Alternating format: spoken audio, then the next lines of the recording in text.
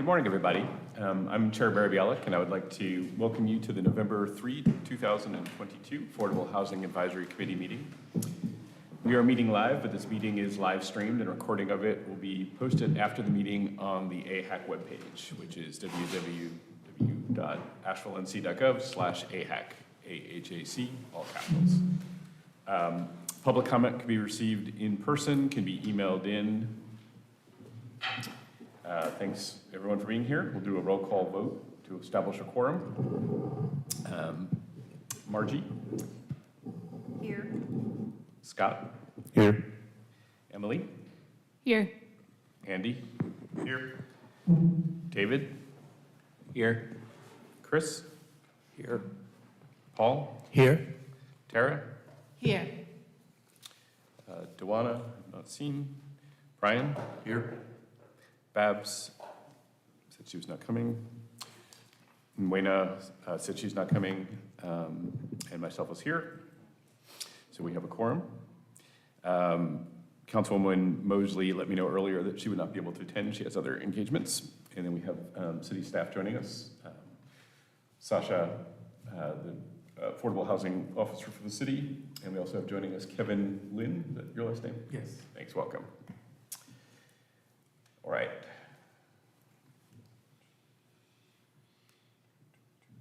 First up, we have approval of our minutes from October's meeting, which was our first live meeting in several years.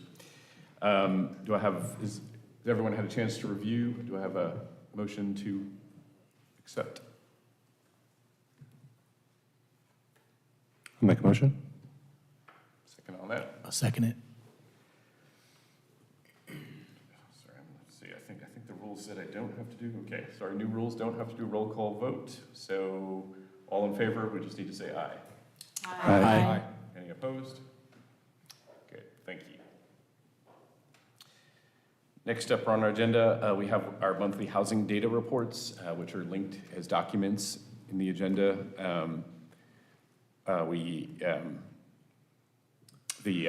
One of the ones we have is the for sale, closed, under contract housing reports, and it's just interesting to note because for years, the amount we went up to was $275,000. We had to extend that because there was no inventory less than $275,000, so we brought it up to $375,000. So it's just interesting to note if we kind of look at the amount of it, there is actually a little bit more inventory coming on the market. So it's a sign of the real estate market cooling down and a sign of the effects of some of the interest rates raising for sure. Does anyone have any comments or thoughts on any of the reports, the monthly reports? One thing I noticed was that housing right now is being sold at or below the asking price, whereas in the spring it was much higher. Like I put an offer in on a house and it went for $70,000 over. So that's interesting. Even through early September, it was like that. So.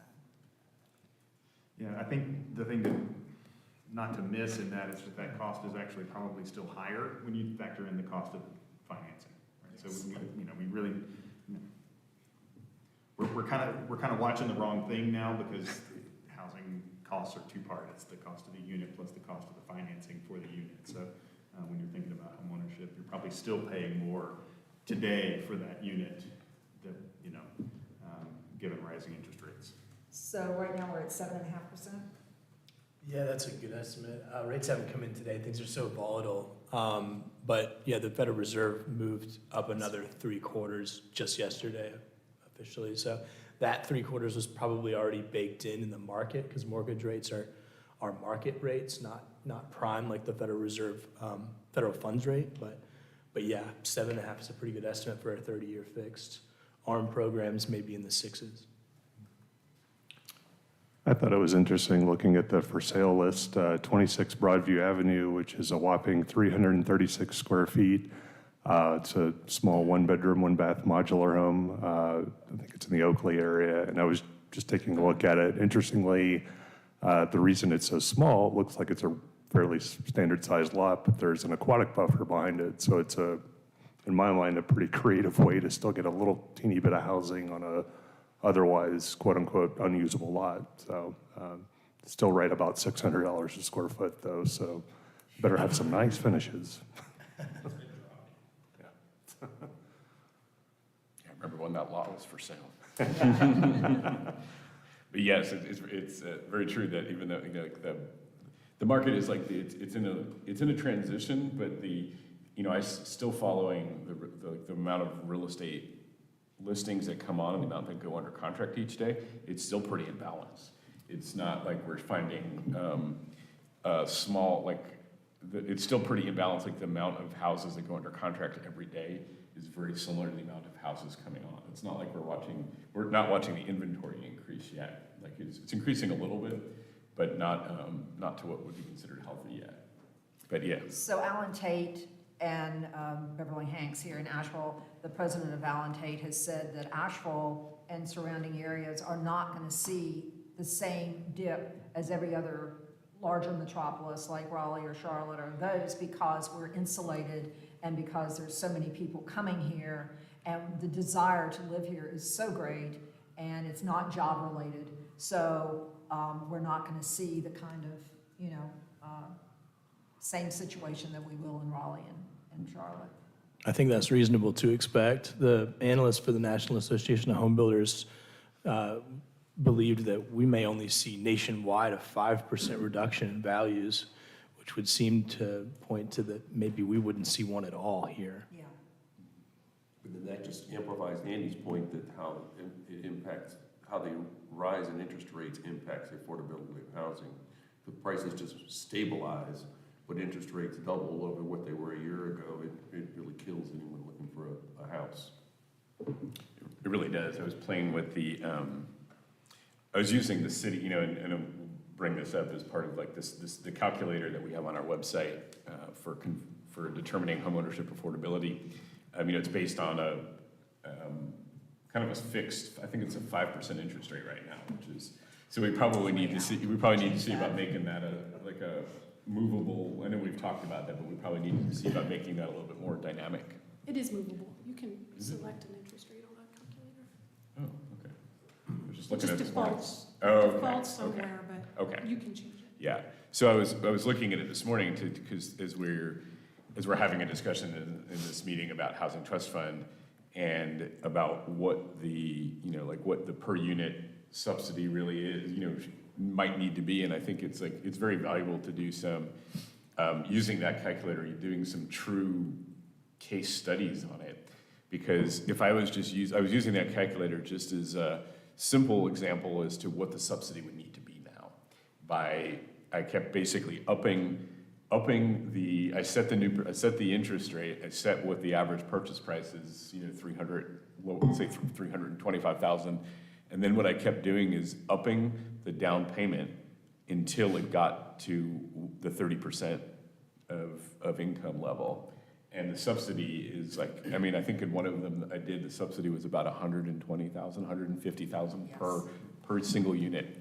So I think it's, you know, it's really, you know, I think it's really important that we look at the data so we know what is the actual number that we need to be targeting and how we're going to reach that. And it's, and while the calculator specifically for home ownership, it actually, I think it's just, it's valuable even for using it for determining, you know, rental unit costs, because I'm finding some of the math, I think we talked about it at the last meeting, but there's been, this year alone, I think there's $250 million of apartments that were bought by one buyer in the market. And the average door price was 300 and some thousand, I think it's $317,000 per door for apartment units. It's huge. So I think it's really important as we talk about this, you know, that even though we're talking with this home ownership value in this 325,000, that it's also important to think that's actually what a rental unit costs now. And we factor that in of what the cost is to construct that, what the rent is going to be to then look at what that subsidy is going to be needed. So I think it's just valuable, you know, looking at the data is always so important. And I have found the calculator tool is very valuable because you know, it's got the sliding pieces, and it really helps paint shows the reality of where we're at. Yeah, to paint a terrifying picture, is that what you're gonna say? Just to illustrate, in terms of payment, at our best, interest rates last year as compared to this year, a $300,000 mortgage costs a little over $700 more per month. That's a whole nother payment, or it used to be, so it's very, very impactful. And some of those units, on the newer apartments, one just recently sold, and they got 371,000 per unit. Yeah, what The they're, newer, yeah. they're finding that for, basically, even for whether it's for individual so whether it's large apartment complexes or even individual houses, it's almost right now, because our rents are so high, the appraisal gives a higher value based on rental income than it does on some resale values right now. It's kind of, we're kind of at this weird, it's at this really weird moment right now where the same unit for sale, like if you have a townhouse or a duplex, the rental income projected, for even individual small units is gonna give a higher value possibly than the market. And part of that is because very few individual buyers can now afford that price point with the interest rate, so.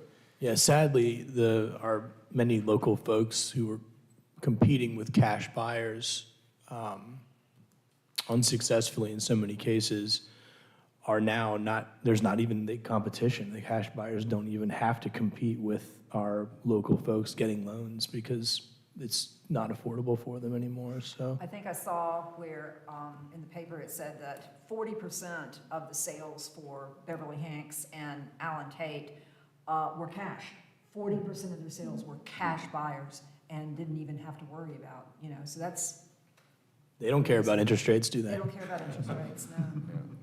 And we are gonna, at the last meeting, we discussed adding in a layer to that, to our study, our monthly reports that analyzes those that sold and to look at what the financing mechanisms were. And Chris Day has volunteered for that, and we're gonna kind of walk him through the process for how to do that. It's tedious, I think that's, unless we know of other ways to do it. I mean, the only current way that we know of is to actually have to look at the deeds and look at the excise taxes, and you have to almost compare, the excise taxes, and then see if deeds of trust were recorded.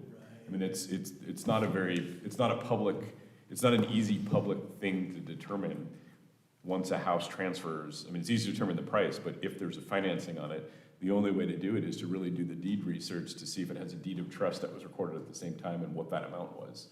So it's tedious, but that would be it'd be a really valuable data point to add in, because that would really help with these statistics. Yeah. Yeah, great idea. Right, it's an interesting time. Any other? Yep. I was wondering if you had any data on mobile home park sales in the city. I have friends in institutional real estate investment, and they're saying that a lot of players are backing out of the purchases of multiple single-family homes in an area, but mobile home parks have become hot. And in terms of affordable housing, these buyers, institutional buyers of mobile home parks, are really jacking up the rents of the spaces that the Yeah. mobile homes are parked on. I was just wondering. I mean, we know one of the biggest operators of mobile home parks sold, Morisani sold parks 6 months ago, a year ago. And yeah, it's definitely, we sold an out-of-town company. Rents went up, I think I heard up to, was it $750 a month, I think, Yeah. for land rents. And I think that went up. And then, yes, it's definitely, in that report, I look at every day, I said what goes under contract, what comes on the market. And I think right now, there's a mobile home park went under contract yesterday for 1.7 or 2.7 million. And it's definitely, something we've brought up in this committee about, mobile homes. There's existing, and I know there's what just went through council, last month, I think it was, but that new mobile homes are not allowed here. So not in an easy way, and that's definitely, a conversation that we've put our foot in the door to open up and see if that might be a tool that's used elsewhere. We used we did a study at the end of 2021 for closing. We looked at what closed in Buncombe County, and we looked at what closed, the amount of affordable units that sold in Buncombe County, and the amount of affordable units that sold in Asheville. And then we looked at the percentage of what was mobile homes in the county. And I think it was, and we were going with this $275,000 number, I believe then. And I think the data was about something was like 23% of all transactions that closed in Buncombe County that were less than 275,000 were mobile homes. And in the city of Asheville, it was 1%, because there was two. So it's definitely, that's where, we introduced the discussion that it's a tool that's, is uncomfortable as it can be for some people to bring up. It might be, it is how housing, it is affordable housing, or it has the ability to provide affordable housing. So it's, it's one of those conversations I think we should continue.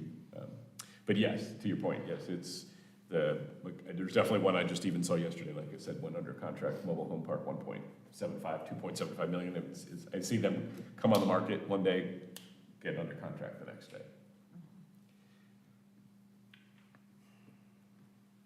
Any other comments on the reports? Thanks. The other report we've always wanted, and we is the rental report. That is one we really want to try to see how we can get a better snapshot of rent. What the average rental prices are and how they fluctuate, because they're fluctuating a lot now. And I don't know what data set we even lean on as a standard for that. Does the city have one, Sasha?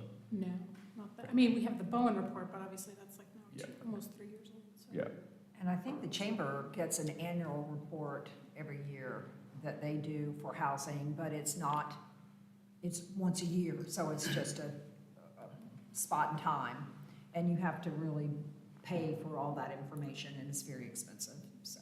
Yeah. I think one major challenge with that too is the WNC regional MLS is built for rental, but it's not used. Other areas, they use the MLS for rental properties to put on the market, and it's seemingly a great way to get data, but I don't know how to even get the rental data.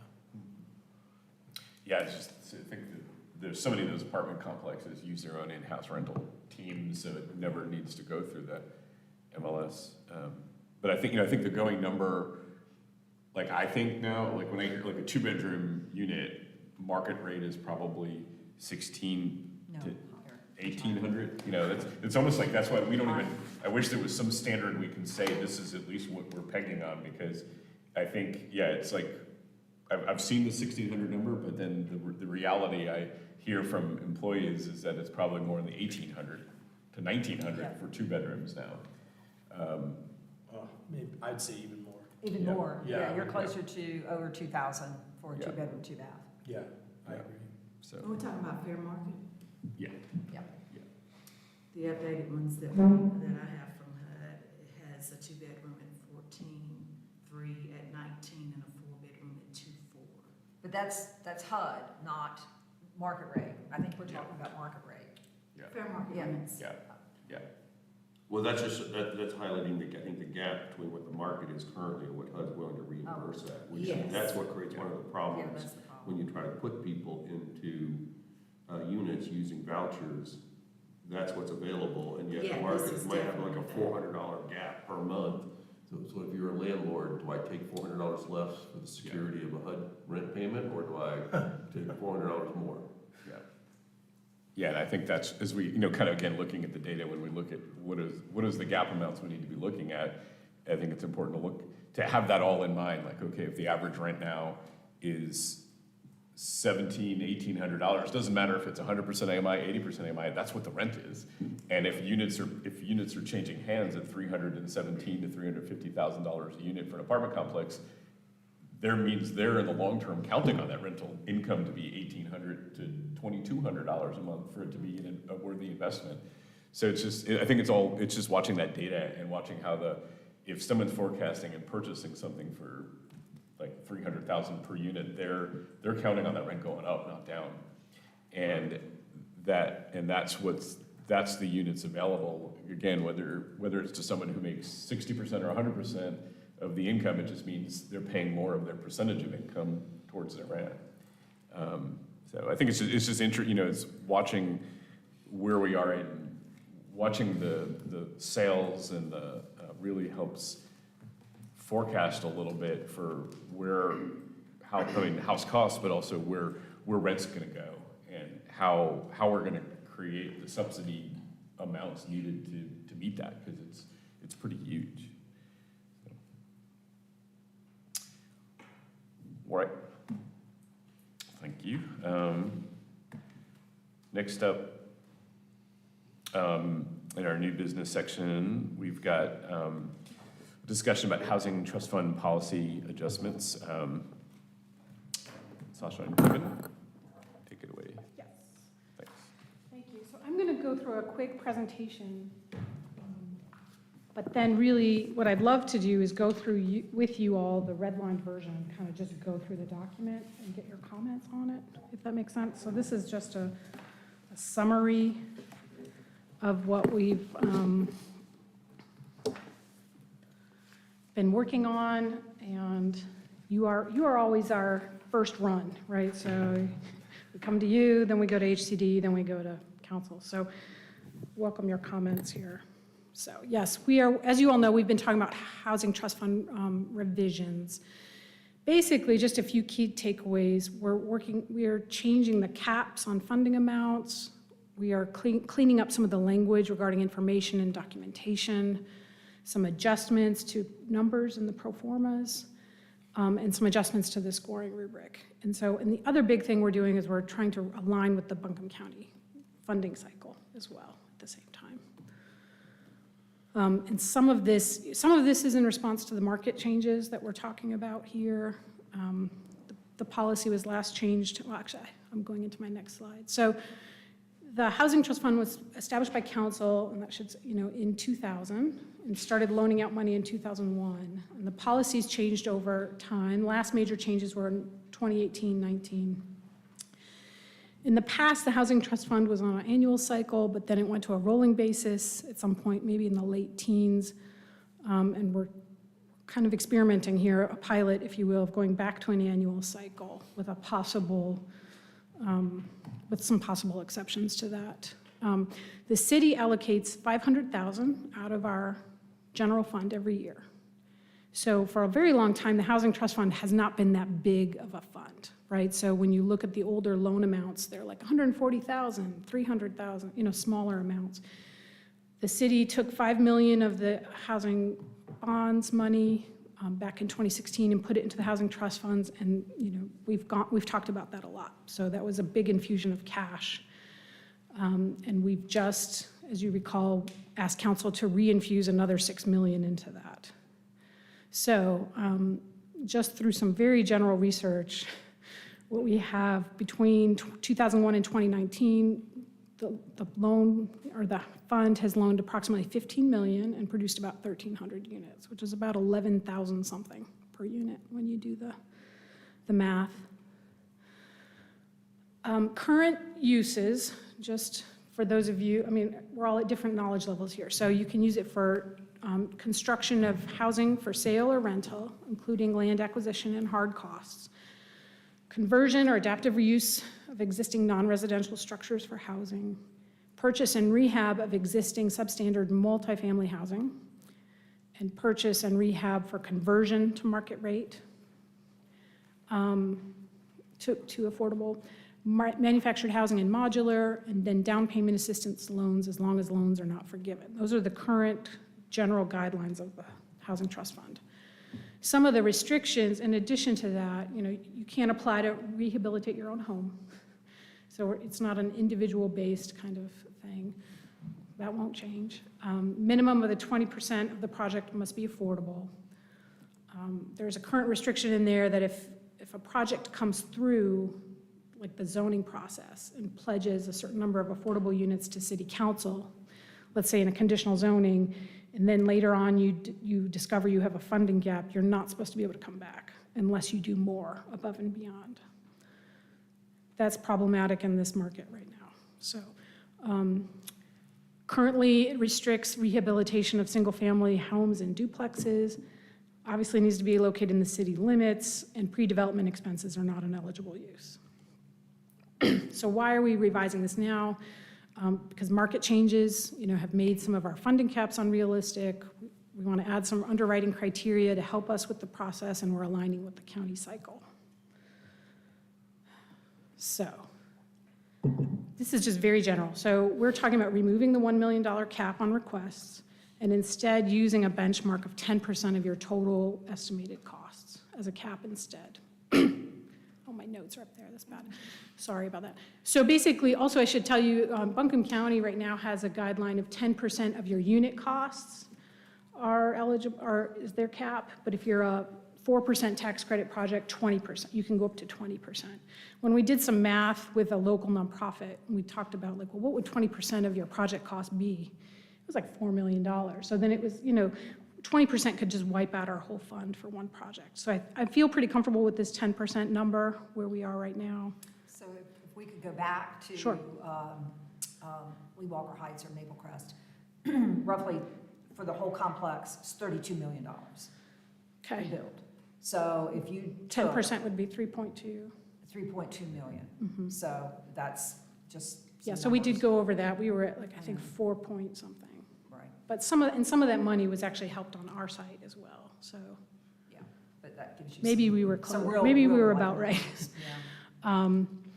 We also have, in a draft form right now, for your feedback, taking off this per unit subsidy cap, because right now it's at 20,000, which does work for some projects, but it's not gonna work with all these costs rising, it's not working for many. So, but still using it as a metric to understand the request and compare applications.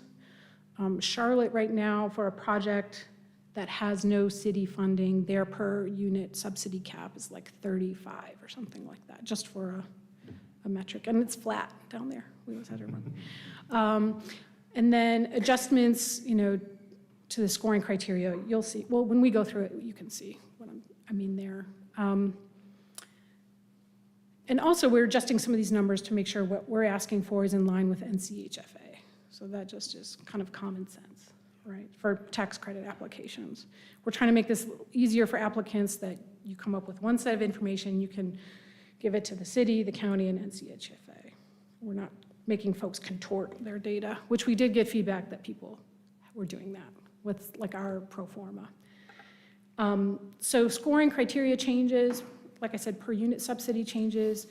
For you all, I have a question about the number of bedroom items we can get into, and then adding points for accepting housing choice vouchers is not a part of our rubric right now. Just to let you all know, this is our schedule for these, for applications. I should have put in another slide, really. So our schedule for this set of revisions is we're here in November with you all. We'll be at HCD on November 15th. Then we'll be at council on December 13th. And then we're going to release our call like pretty fast. So, within that week after that. So the call would go out in December with a February deadline. March would have an initial review by HCD. April would be final review and recommendations from HCD, and then going to that second meeting in April at council. Any questions so far? And just a reminder for us, this is kind of where we're at with the housing trust funds. Like right now, we're at about $650 for what's available. The restaurant court rescinding will happen at the next council meeting, November 15th. And the bond transfer that was just approved. Can I ask one question, just from your last slide? You said, so if the funding requests are all in December, It's when it opens. it opens. Mm-hmm. Okay. And then what was the length again? To February, it's like 2 months. It's, And then after the February deadline, so then no other housing trust fund applications until, so it's only an annual cycle. well, it's a pilot right now. I think one thing that other jurisdictions do is they do a second cycle, sometimes just for tax credit projects that maybe either their funding formula changed, maybe they applied for 9%, they decide to go to 4%, it changes their whole thing. That's something that Charlotte does. I think that's something we could consider. And then there's this second part, these other pieces about a possible site readiness program or pre-development expenses, down payment assistance. Some of those things will be coming later. If we set up a site readiness program out of the Housing Trust Fund, that would be a rolling basis piece, right? Because that's not the kind of thing you expect people to have once a year. I mean, you could, I guess, but it might make sense to have that more on a more rolling basis, and it would be probably a lower volume and lower amount requests as well. When applications are made, the project's pretty clear at that point. Like, you can see what's proposed pretty clearly, right?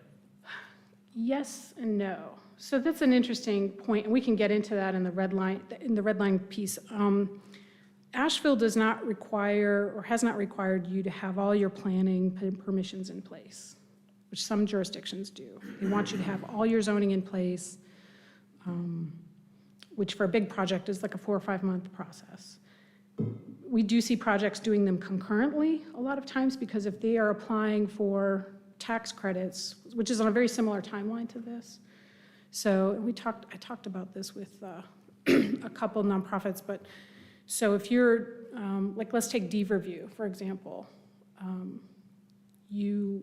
It's a conditional zoning, you know it's gonna be a conditional zoning. So they went ahead and started their process. They were out in the I think it was the May 11th or 10th council meeting. They had their conditional zoning. They also had a vote on a housing trust fund. It was really bond money allocation, but it could have been trust fund. Similarly, Redwood Commons, which was awarded 9% tax credits, was also at that meeting. So before they apply for NCHFA, they have to have their zoning in place. Smaller projects, though, is a little different, right? If you're not if you're not a tax credit project, or maybe you don't need council approval, it's a little bit different. Things are by right. So if you were doing single-family homes or a group of homes or something, the zoning entitlement's a lot easier generally.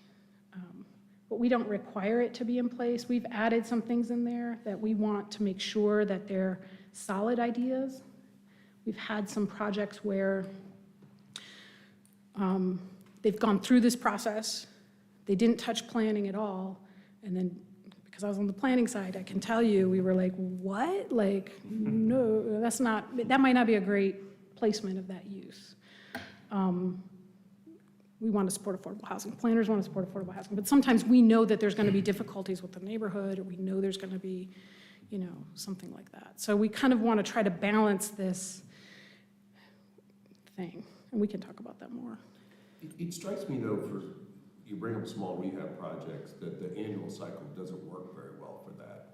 Because if you're trying to procure a property, they come on the market, they don't come on the market all in September, where you then say, okay, I want to get a hold on this property to make the economics work, to get everything approved. You kind of have to, that's where you need a rolling basis for small rehab projects, because otherwise, this cycle would never work for those. That's for projects that were dependent on getting Housing Trust Fund money. And do you have an idea of what, when you say small, number-wise, financially wise, what does that mean? Like, is there a threshold like that we could say? So if a project is under $1 million, the total project, there's this, like, I'm thinking about what the project that Homeward Bound did in Short, Michigan, which was 11 units. That project would have never happened if we had to go on an annual basis. Because the property came on the market, we developed a proposal and then pushed the application through without, if we had to wait until December, the seller of the property would have sold to somebody else by then. Okay. So that's the only thing about this is I think in general for like new build projects, for larger projects, that kind of cycle probably works well, and you get all of them on the table at one time. But for small projects, because for under your other guideline, $1 million project, the city's putting in $100,000.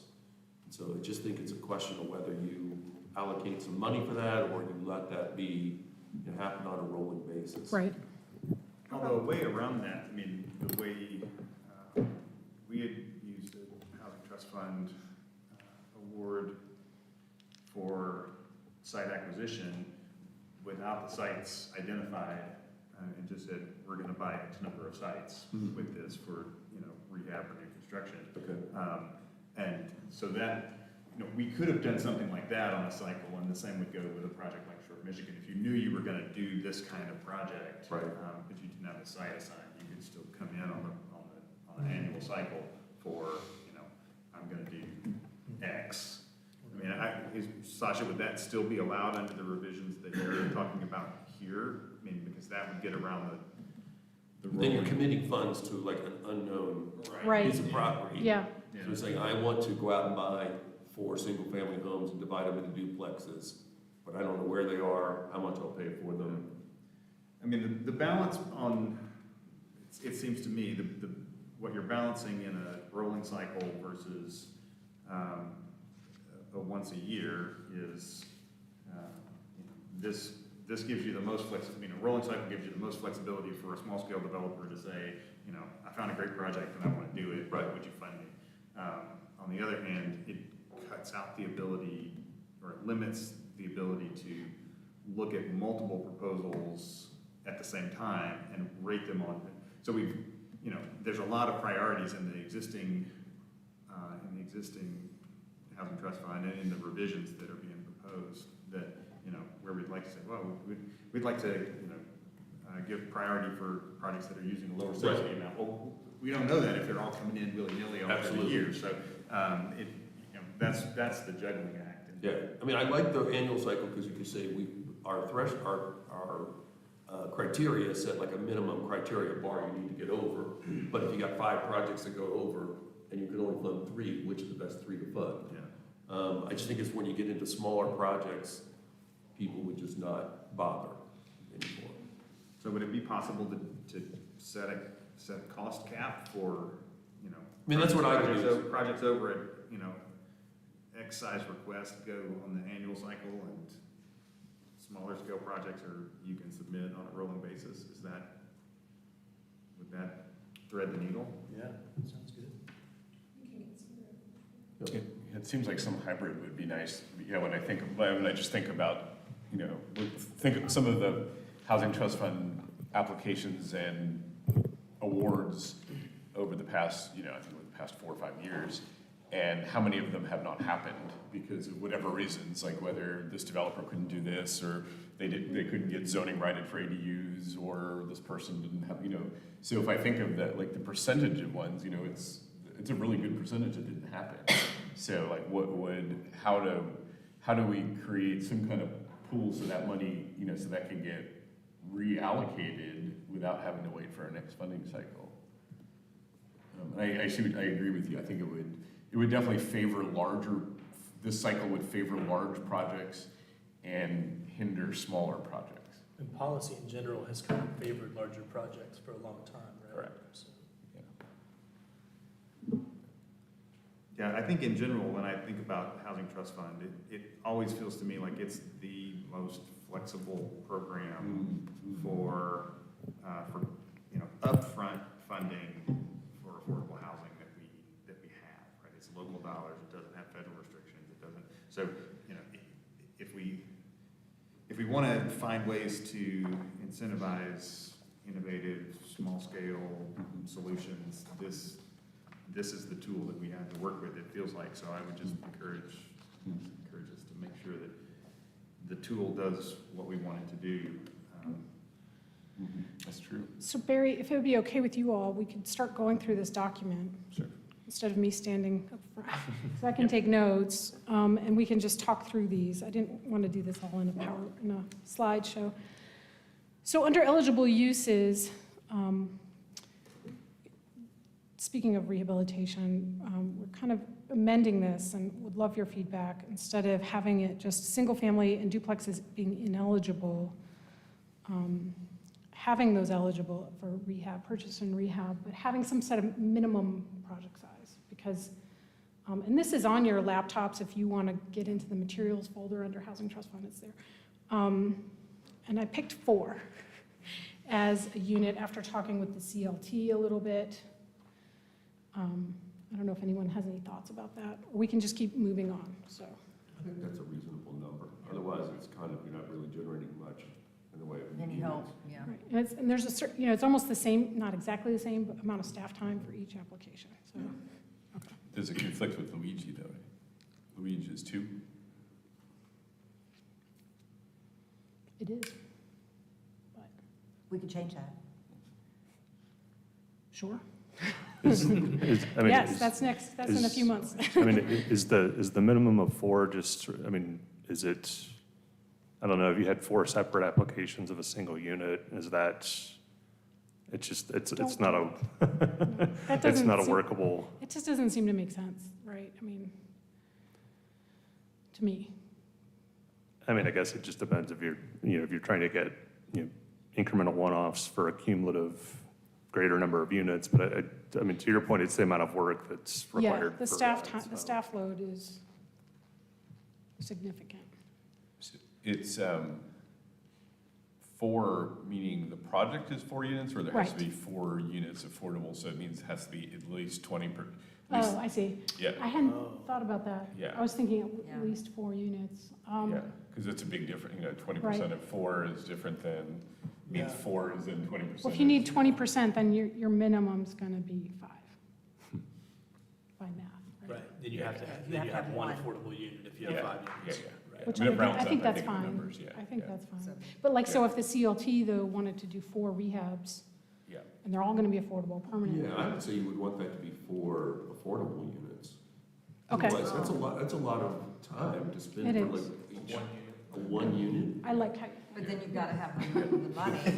I think that takes away from the smaller developer being able to do something. Because a lot of, I mean, that's 4 affordable, then you've got to have a lot more units and they may not be no, able to well, do you could that. just do 4 units.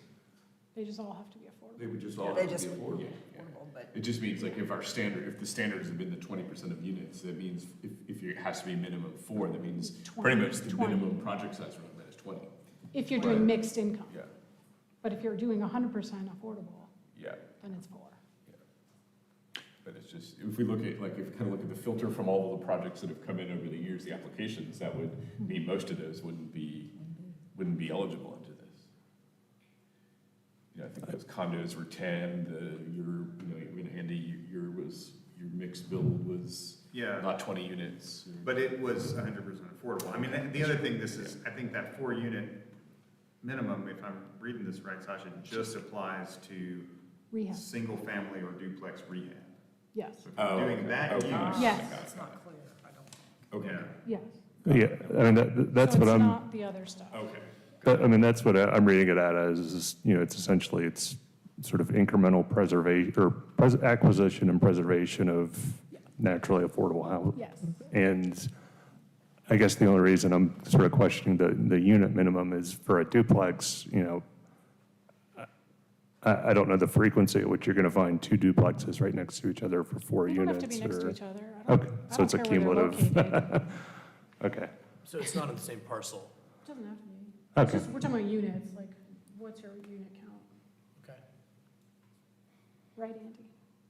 Yeah, I would admit, that's. I mean, that's what how, that's how the think land trust is doing it. They've bought 2 homes in East End, they're not next to each other, they're gonna rehab both of those. That's kind of what we're talking about. Hmm.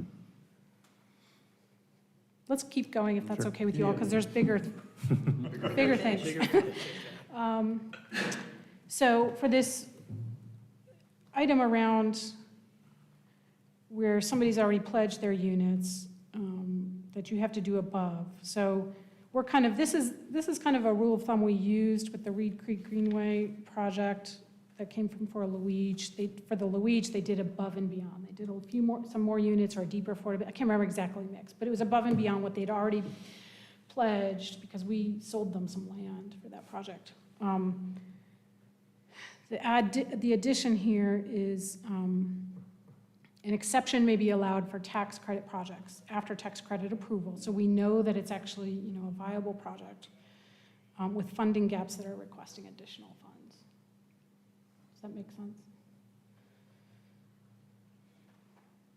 And then, you know, maybe they got money before, or maybe they didn't. So I think we're gonna see tax credit projects that got their tax credits, but never asked for money, and they're gonna come forward, asking for, because of current costs. Yep. So, this is affordability definitions. I'm changing this, it had area median as the line, and this is changing it to 80% of the area median, which to my understanding is in line with all the legal state statutes. The second one came as a suggestion for the 60% area median income, because NCHFA is allowing income averaging, that we add in income averaging here, so that we're in alignment with NCHFA. Does that make sense? So you're actually usually getting some 30% units, some 80% units, and some 60% units. So we're actually getting a better mix in a way for that.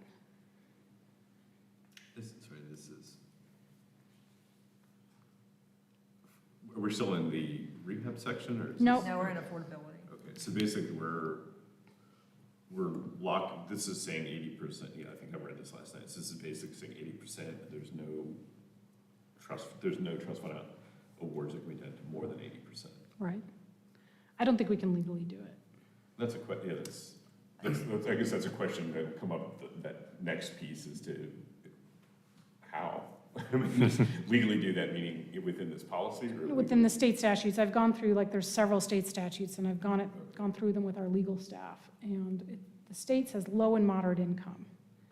It actually doesn't say an exact percentage. I meant to send you all a Coates Canon. There's an entire blog piece by Tyler Mulligan at the School of Government about why cities need to stick to 80% and below. And really, he's even more conservative, I mean, like, maybe even, I can't remember if he said 60%, you know, but 80 to 60, we're on pretty solid ground, but above that, we are not at all. It's interesting, because that's workforce, 100% Yeah. Oh, I know. workforce, and that's So- still moderate. So Yeah. I Yeah. understand, so Yeah. what cities are doing in North Carolina, or at least from the housing conference that, back in the fall, they're trying, cities are, and county, Buncombe County's doing this too, is trying to get at the workforce issue through zoning and density bonuses, and trying to create other non-funding mechanisms to incent that. I'd be curious, I mean, I think at their last meeting, we asked for legal clarification on that, because I'd be curious on that, because that doesn't sound in line with other municipalities, even, I mean, we had this designation from this bunch of delegates from Orange County, like Durham, some of those cities were in town, and I spoke, you know, I Chapel think we Hill, both spoke Carrboro on was in that town. panel. And they actually, I mean, they were talking about their trust fund having workforce housing going up to the 120% in the Orange County area, and that's what we discussed as part of the panel discussion, that we don't have any of our policies leaning towards that. But if other municipalities have that, it means it's not a state statute unless they're funding schedule. But I would really want, I mean, that's one that I would really just want to understand. Is that a legal thing, or is that just what we think the legal thing is? Because I think that makes a big difference. Is the language just low to moderate income? Low to moderate, and how HUD defines low to moderate is what we're using. So, I mean, moderate income seems like it would be area median income, not above it, right? We could say whatever we want, but at the end of the day, like, This is we'll go the- to our legal staff and This- say, because our city attorney is going to advise council, I mean, you know, so. Yeah. I'm happy to get some more clarification and bring it to you in writing, or send you all some things. This is the one thing after reviewing it the other day when it was sent that stuck out to me. Just, I work in this space, and 80% area median income basically means you don't qualify for a purchase these days. Depending on who you are. I mean, I think we hear from the community a lot that 80% is not affordable for many people, and they get very angry with us when we talk about 80% being affordable. Yeah, I think Right, we- and that even 60% isn't affordable for a lot of people. So Yeah. I think there's obviously different strata of incomes, and people are just frustrated no matter where they're at, because we have so many shortages. Yeah, I think that, I mean, one of the conversation we've had the past month or two was looking at the 80% of the average, as an average, so to say, how do we have like if we can do one at 60%, another at 100%, then that helps create, it's helping both people who need it, rather than just targeting everything towards the middle, which is what we see a lot of these. Now, here's what I would say. I think that you could do 20% of your units at 60% or whatever, 80%. And then you could do workforce housing for one of these projects, right? I mean, it's not that we're saying, we're not telling people you can't build it or you can't do it. We're just saying our funding goes to the 80% and below, which I know doesn't necessarily totally help. Yeah. I would really, I mean, I know we asked for that, I would really like to get the definitive word on that, because I think a lot of our discussions, we've kind of hinged on this, like, well, because whether, you know, that there's projects that are mixed, like, whether we can shoot for this average of 80%, some units 60%, some units 100%, because the reality, as we talked about at the beginning of the meeting, is if you're at 100% AMI, you're spending 45% of your income on the average rent, or 50% on the average rent. So it's like there's no question of their cost burden, and so it would mean that all, you know, not being able to help workforce, you know, it's, you know, that's workforce and means the policy will just shoot towards the middle rather than how to balance it. So that was kind of the conversation, and that was from, you know, I think we've had that in a few meetings now, Right. to ask, okay, can we say 80% is an average we're shooting? So if we hit this, that means those units that are 60% affordable, and let's just say a project is 100% and 60%, and they've got 2 units of each. Technically, if we're saying that only 2 of those we considered affordable by standards, but could we say all of those units are considered affordable because we're hitting an average of 80%? But I think what this would, the way I would interpret this, is that if I had a project that had, 100 units, and so long as I have some of them that are below 80, I can ask for any amount of money I want. And part of my incentive back to the city is my total project is, these are how many units going to be under the 80% threshold. These are some are going to be at workforce, these would be at market. This just says that for a project to even be considered, you have to have at least 1 unit below 80% area median income. Otherwise, you can't apply. That's right, because then it's a question of how much money you're asking for the unit. Right, I mean, I think though it would hurt you in the scoring. Absolutely, right? that's why I say, so then it becomes what's the total project? Right. But this just sort of says if you don't have something in your project that's below 80%, you don't get to go through Housing Trust Fund. If you came in and said nothing but workforce housing, you wouldn't be able to get funded through Housing Trust Fund. You have to have at least some units below that 80% threshold. But I think it is saying that anything above, like, below 80, the amount of, but if it's pegging a maximum amount per unit to what are the affordable units, then it would, if you take, there's no, I don't know how to put it, so if you said you're gonna do, if the units are 60%, they count as 1 unit. If the units are 30%, they count as 1 unit. If the units are 100%, it doesn't count as a affordable unit. So I think it's more in the definition of what's an affordable unit.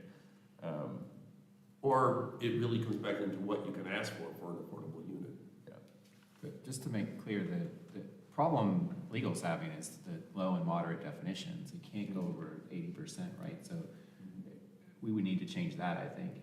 And that's sort of a safe harbor. I mean, the 60% is defined by HUD.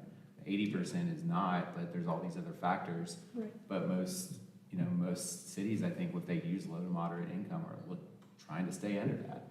So I think if you're wanting to go over that, that's probably what they're going to say. I mean, I can talk to Tyler with a specific question. And this post it's really long and good, but it's from earlier this year. So I'll send out a link to that too. Send that. Well, That'd be good to read. And I think there's an extra wrinkle when we're funding this program out of bond dollars. Yes, Right. That's even more specific about thank you. how, Yes. what the income limit that bond dollars can be allocated towards. So we might have a little bit more flexibility back, when it was just $500,000 of local money going into this program, but now that we've filled the bucket with bond dollars, we're a little more restricted, I think.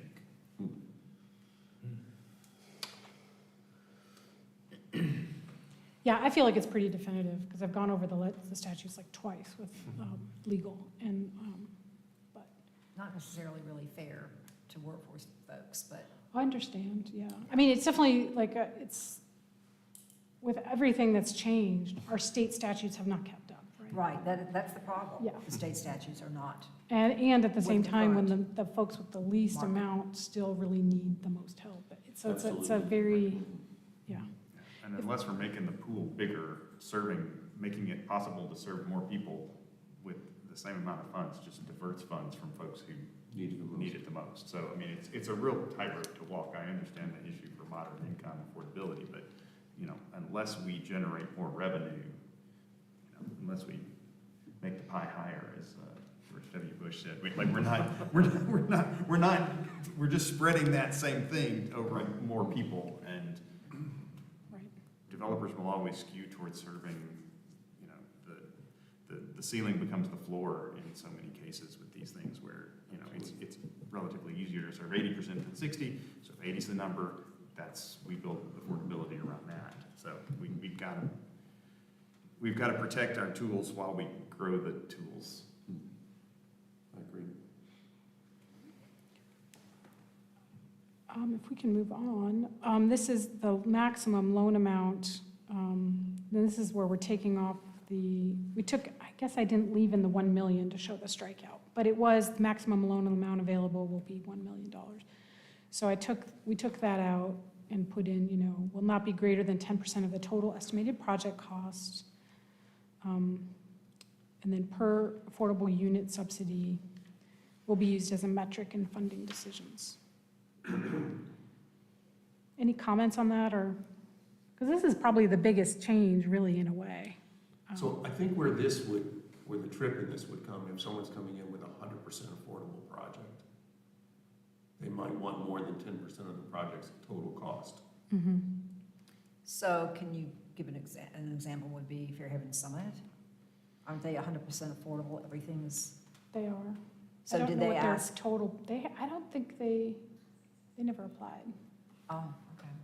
Well, Um, That's interesting. I just remember it So, was 100%. so for example, I guess we could talk about Laurelwood, which was, I forget what the total cost was, but their request of 1.5 million was 6.6%.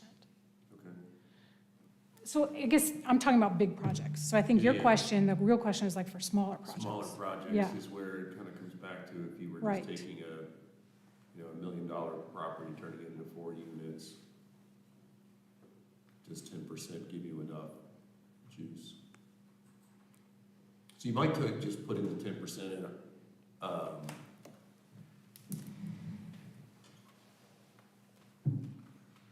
like, again, it goes back to whether these things become rigid Mhm. rules, right? So that Right.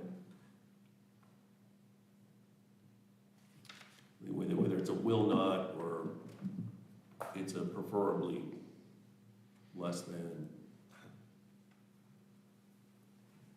Yeah. I mean, we have talked about having a general statement in here about, like, council can waive these rules. I mean, because they do. Yeah. Yeah, And they can.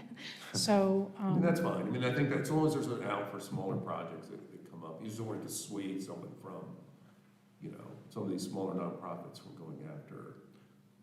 So this last Small statement, a projects. lower subsidy per unit subsidy is preferred. I don't understand, I mean, under the current market conditions, you're not gonna get necessarily the lower subsidy. I mean, it is what it is. It's a number, mhm. you know, so that's kind of, to me, that's swaying, you know, if you have two developers, it's swaying it.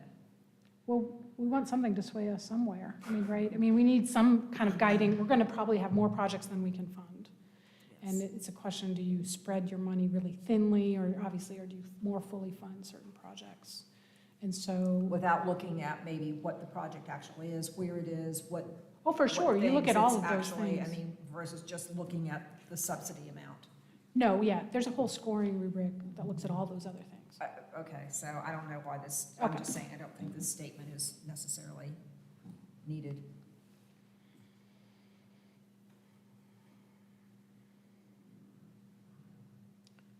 Well, I feel like it's fair warning to somebody that we're gonna look at it. You know what I mean? It doesn't mean that it's like the absolute decision factor. It's not, doesn't say it's the, Sounds you know like what I it is, mean? though. But, Sasha, I have a question about that as well, just, so you're talking about a per affordable unit subsidy, in the next to last sentence, and then a lower subsidy per unit, or lower per unit subsidies for freight. I'm assuming that per unit subsidy in the second sentence or the last sentence in that paragraph also refers to the affordable. affordable, yeah, unit. I should So- add that in there. There is there's a, and this may get all sorted out in the scoring rubric, but it seems like, you know, if I've got a project where I'm doing 20% affordable Mhm. and 80% market rate, Mhm. I can probably get by with a smaller per unit subsidy amount on my 20% affordable units than if I'm doing a development that's 100% affordable. I'm gonna need a bigger subsidy on each one of those. Sure. So when we get into the scoring rubric, what's weighted higher, more affordable units or lower subsidy? Lower subsidy, that's a good, Right. good question. Yeah. Okay, cool. Can we could jump to that right now, or we could go through the rest of this faster? Because this is where we get to just really technical stuff, I think, and Kevin helped a lot with a lot of these items, and I did go through some of these with Andy, actually, a couple weeks ago, and MHO folks, too, and they were good with kind of this section here of just about lean position Yep. and some of these things. Andy, that was good with you. The one thing my note when I read it is when I think of a layer of financing, it might be with the same bank, but generally there's a horizontal layer for the infrastructure that's needed. There's a layer that does the vertical for building the units. And so usually there's 2 layers on. So there's the first and the second already. And then the city position would normally be the third, not the second. And we're just saying here, I think if we would not be in a higher position if we're lending you more than those other lenders. Does that make sense? I don't know if that'll fly. Commercial lending isn't my area of expertise, but I do wonder if we'd be willing to sit in a third position or just to say that we're willing to subordinate. We do subordinate all the time. It's Yeah. just because often there's, bigger, the first lender or the bigger, there's often someone much bigger than us. Yeah, So it's not, maybe 2 bigger than us, sometimes, yeah. even. And that's fine. Okay. I think we try not to be in anything lower than third, generally. Okay.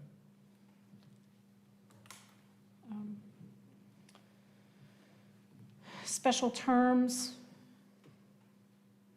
We just added income averaging here, where it was 60% before. Taking out this soft second mortgage restriction, because if we reconvene and re-energize the DPA program, then that kind of takes care of that conflict. And then application process. So these are just some things that are pretty standard, things that people would have if they're serious about their application. Timeline will probably come out and it'll be a different document. So this is where we left off here. So this is a new addition on my part, and I wrote this, and I still need to talk with planning folks. I asked them to comment on it, and I didn't hear back, but a statement from the Development Services or Planning and Urban Design about the suitability of proposed project or zoning permit should be submitted with the application. For small projects, this would be relatively easy, right? So yes, the zoning is appropriate. This is by right, this, whatever. That was the first thing that stood out to me is, what is that process? I mean, there's not something like that. You can get a zoning letter. And we could actually create a form. I know some municipalities do this for their housing trust funds. They have a form that you can have planning sign off on. I think, so for a project, let's say, like, I'll just use Laurelwood since it went through. Laurelwood was totally, they had 14 acres. They're adding 50 units. RM8, or RM16 zoning. The zoning was appropriate. It had to go through a conditional zoning process, but from a planning perspective, it was totally appropriate, I think, right? We're not, planning department's not certifying that the neighborhoods might have a problem with it. I don't think we want us, the neighborhood having a problem with it is not the threshold here that we're looking for, right? That's not. But if somebody wants to do something that we know is going to be super objectionable, or just for whatever, doesn't fit the form, or some, I don't know. I'm trying to think of. And is there a size project that this would apply to? I wasn't thinking so, but I think smaller projects, it's actually easier in a way. Yeah, I mean, my only comment on that is, I mean, the suitability of the proposed project, I mean, if you're trying to strike at language that's more clear and objective. Yes. I mean, I think it's really getting a statement from DSD or Planning and Urban Design about, compliance with zoning and development regulations. It's sort of a yes or no sort. I mean, yeah, conditional zoning is, it is negotiated zoning, and it opens you up to, Right. Sort of public process, neighborhood concerns and whatnot. But I think, I guess I'm just trying to get some comfort with the suitability of the proposed project for whom and in whose eyes. But if you're trying to strike it more, I guess, clear and objective and predictable language for somebody reading through this, it would just be some statement to the effect of compliance or not with. So you wouldn't get any kind of, I don't like this, people going back to the architecture or how the developer decided to build it or Yeah, what materials. I I mean- think you have to leave all that out because that's not their purview. Right, I I mean. hope that's not what you're looking for here, because that could get into a big can of worms. Yeah, I mean, just in reading that, I mean, I think, sort of a go, no-go, decision point is, does this comply with the relevant zoning and development regulations? Yes or no? If it's by right, that's much easier. If it's conditional, Then we would just have a statement like, this needs to go through this process, and we are not, Right. we are not certifying that this will be approved, or, something. yeah, I think that's a good clarifying point, just between, if you've got everything down to spec, by right, off you go. If it's conditional, that's a different process. I think like the closest thing I can think of is like maybe you peg it to having to go through the early assistance process, because that basically it's a multidiscipline review from zoning, fire. You at least get the letter of like, this complies, this is what your path is going to need to be. And I think, again, using examples of our housing trust fund applications, most of them would have gone through and we would have had a letter. The only one that wouldn't have would have been the ADU one, because it was based on 2 ADUs. And that would have been, then it would have been really clear from zoning, like, this isn't allowed without going through a conditional zoning process. So That's kind of where, that's Yeah. one of my thoughts of Yeah, that yeah. project. There's Yeah. another project that got approved for 12 condos Yeah. and in West Asheville, and it's completely changed, like Yeah, 5 yeah. times. So like, they still haven't gotten a zoning permit, so. Yeah. And I guess there's nothing to prevent somebody from getting this sign off. They have a plan, they get funded, and then they figure out something that doesn't make it feasible, or, something changes. Yep. That's totally, I guess, I'm trying to avoid that. Charlotte has if you don't have your zoning permit, don't even bother knocking on our door. So that might be a future iteration or something for us to think about. It seems that might be that's a higher bar Yeah. than where we're at, I think. But I like your idea of creating a form that enables the developer to know what needs to get done, and to go to planning and zoning and have a checklist of things that have been considered, and identification of any issues, and make it simple all around. Without the subjective Yes, views of what. I think they're you're right. Legal would say the same. So, you're right, it's a good, thank you. Yeah, that's what I would say the closest, because it seems like it'd be also hard to really create something for then DSD and planning and zoning to create a new process for it, where the early assist is pretty close to that. Yeah, I like the idea of early assistance. Yeah. Because even going through an early assistance or a pre-application doesn't guarantee you a No. CZ or anything, but it kind of flushes out those items that need to be under consideration Yeah. for the housing trust fund application Yeah. as well. It sets your path, and it lets you know if there's big conflict or not. And that's like, and I think that's the biggest thing I think we're looking for with this is like, can we even do this without a lot of special, and that's, And that's when I think of like kind of the projects we've had of Housing Trust over the past 7 years, like the few that we knew, that were always questionable, like, wish we had vetted that first. Like the early assistant had Right. vetted that in the, Right. an Right. application.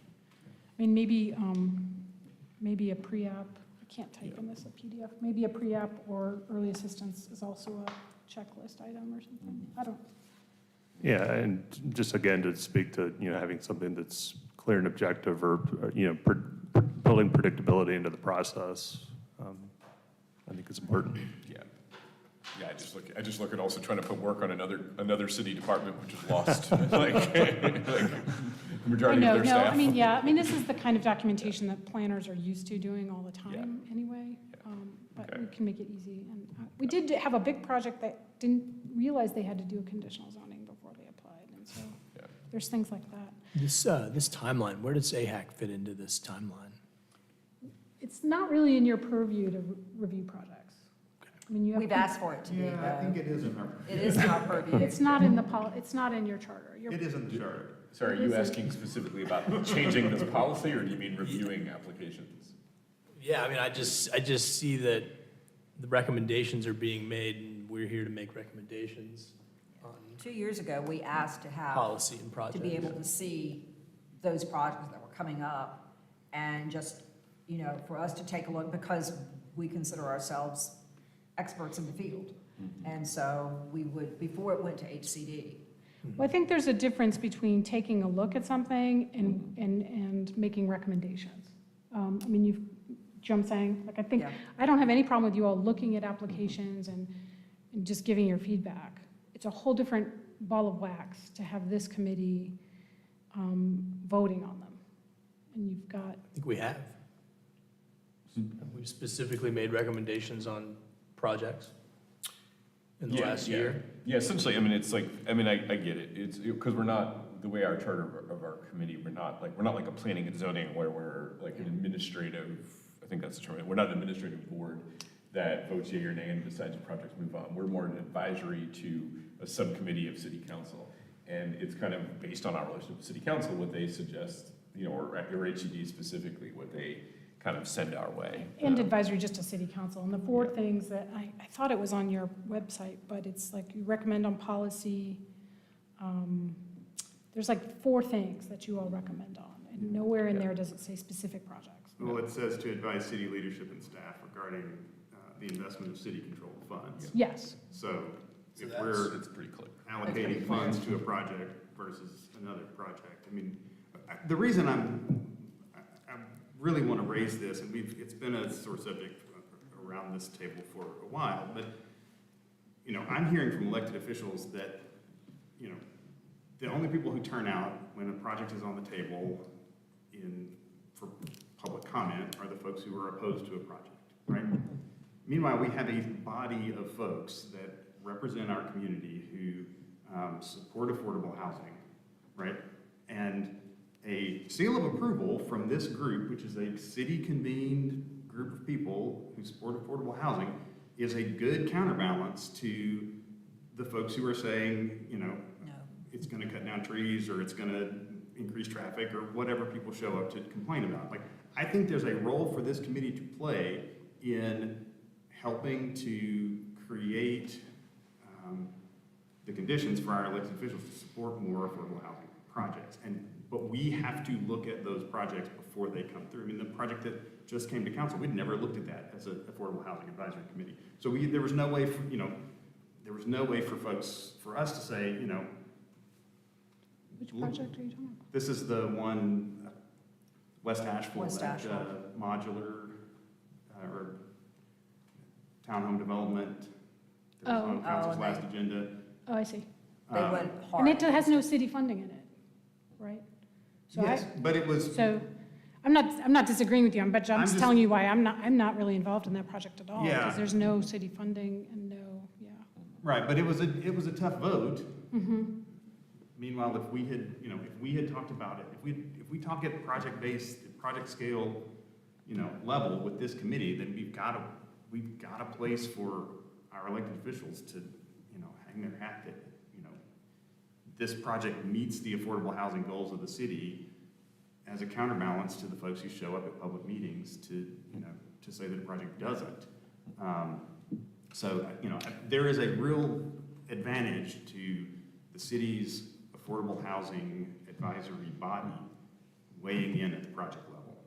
So one thing we could, Andy and committee, like one thing we can do, so basically, we're basically being given the draft of, you know, red line of some of these policy changes. We can decide to make any recommendation, yes to it, but we also can add our own on, because basically this is going to the next. So basically, we can assemble, it doesn't matter, we don't have to banter, like we don't almost have to discuss it. We can decide to pass this, saying we support these changes, and as part of our support of this, we also think all housing trust fund applications should get reviewed by AHAC. We can simply make that recommendation and. Yeah, that's exactly what I'd like to see. Yeah. I mean, the other way to go is that if, to Andy's point, we're really an advocacy for people who are making applications, you could make it an optional process to come through this committee. Yeah. So it's not a requirement, but that would give us the ability, to Andy's point again, that we would then be adding weight from the community in support of these projects. Because I agree, nobody comes out to speak in public hearings about affordable housing projects except to say no. Yeah. And so if you're sitting on council, that's not very good to have like 20 people stand up and say no, no, no. Yeah. It makes it easier to say yes if you've got a cross-functional group of people from the community who are supportive of affordable housing, who've looked at it and said, this is a good use of city funds. Yeah, and this, you know, the way we've kind of around this over the many years, and it seems like the simplest way, and staff has been pretty, you know, supportive, I think, of it, is basically where our line, like, we basically, it comes to our committee before it goes to HCD, and part of a staff report includes what AHAC said about it. So it's not like we're not necessarily, we're voting on it on our own, saying this is what we want our line to be on this before it goes to HCD. And, I mean, generally, staff has been, I'd say, supportive of that. We're not necessarily voting like yay or nay, but we are listening to this. We are listening to these housing trust fund applications. We are generally putting on with our, we're putting in some kind of stamp of approval or not on it. And then we're generally listening to these policies and then these applications and using them with our bigger view, how do we take this and make policy better? Like when we see housing trust fund applications and there are a lot of single class units, single, you know, studio units, that's when we made our recommendation, like, you know, you really should increase, you know, it shouldn't be all studios units.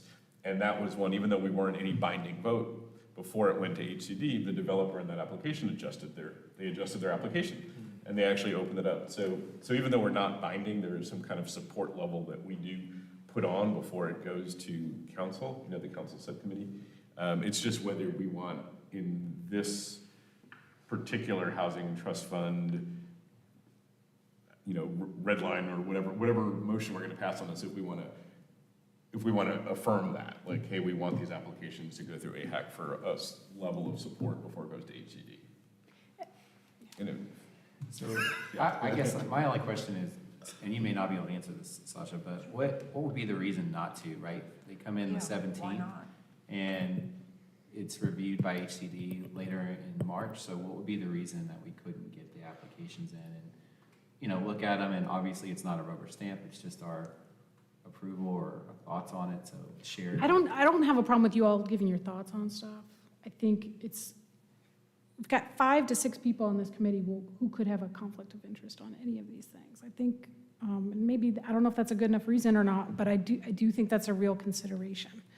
That there are people here who may be a part of an application. 1, 2, 3, you know, maybe you know.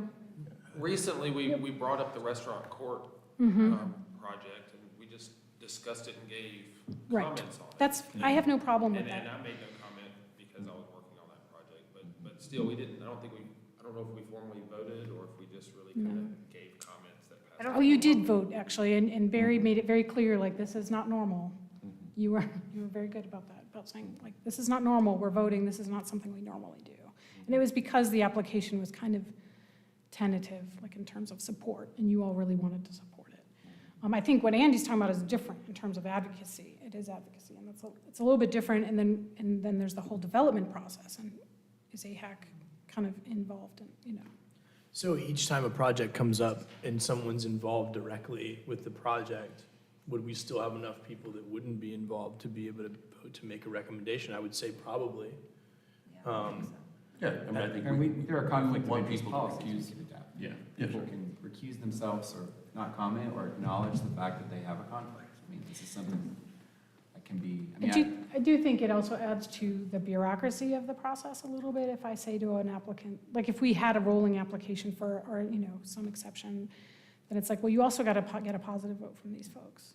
Do you know what I mean? It's like people always complain to us about the layers of bureaucracy to get Right, development. that's what I'm approval. saying. You could So it's make- almost like you're asking to add another layer of But approval. making it an optional process, I think most applicants would want to come through this body in order to get that affirmation. But, so for this And advocacy. process that we're laying out, it's going to be a group of applications. Staff is going to vet that group. We're going to come to a set of recommendations about multiple projects. Right. So, and that will be what's moving through the process. It won't be individual people going around and making presentations to boards. It will be staff presenting, here's the packet of, applications, here's our vetting, here's the scoring, here's what we're recommending.